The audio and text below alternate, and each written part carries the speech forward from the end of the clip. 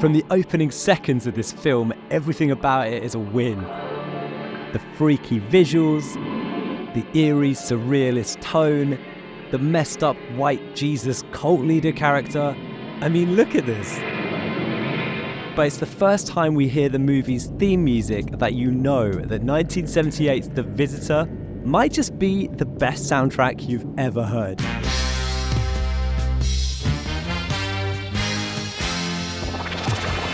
Listen to how this completely banal, undramatic line of dialogue is followed by this huge music cue. Her name is Katie Collins, and she'll be 8 years old.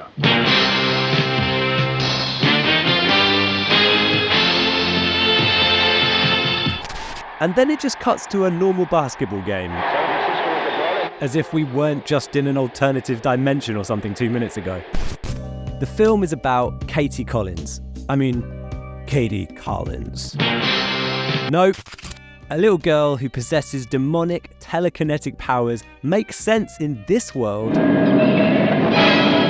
But she's in Atlanta, Georgia, exploding basketballs.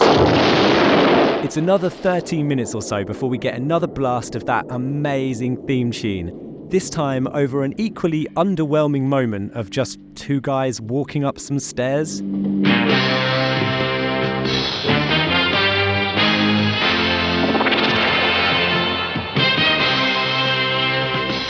What a jam. I'm already thinking, what an amazing sample. How many producers must have used it? I've got to go check whosampled.com. 132 times, including MF Doom. Okay, we'll get to that later. But first, just how brilliant is this? The soundtrack is named after the film's Italian title, Stridulum, and was written by Franco Micalizzi, an Italian composer who wrote and produced music for well over 50 films throughout the 1970s and 80s, mainly for these kind of B-movie-ish Italian crime flicks, known as poliziotteschi. Apart from being sampled a ton of times, the score he made for a film called A Special Cop in Action from 1976 was used by Quentin Tarantino in Death Proof,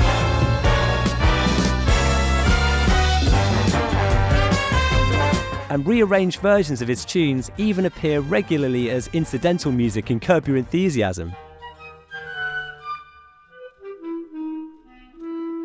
But the really funny thing about the soundtrack of The Visitor is that for the most part, it's not even in the film. As we've seen, so many uninteresting moments of this movie feature the main score over and over again. But all the dramatic and bizarre moments which would actually be perfect for the music are inexplicably completely silent. Come out!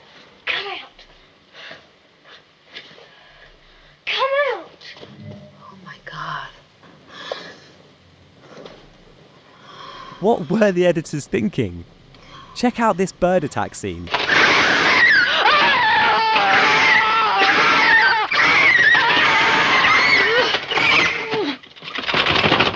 Now here's the exact same scene, I've just added one of the songs from the movie's own soundtrack.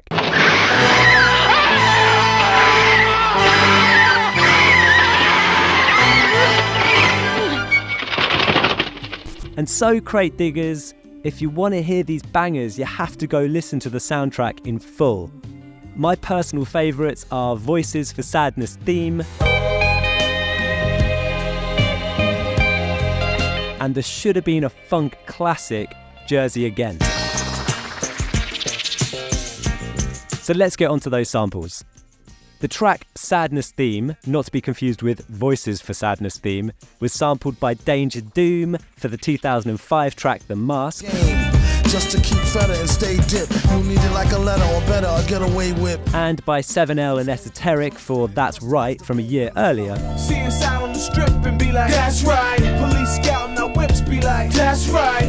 And there are loads and loads of others. Back in 2013, the indie film distributor Drafthouse Films reissued The Visitor, which did create some renewed interest in the soundtrack, which also led to some reissues, one by Mondo Records, and then just this year, Spanish label Quartet Records dug up the original master tapes and released an expanded edition with never-before-heard recordings. And as for Franco Micalizzi, he's 83 years young today and still making music. What a legend. Thanks for watching. This channel supports my online radio project, Transport Radio, which airs lesser-known tunes from around the world, ad-free, 24/7, over at transportradio.live, so go check that out, and subscribe here for more untold music stories and mixes. Thanks a lot, and I'll catch you next time.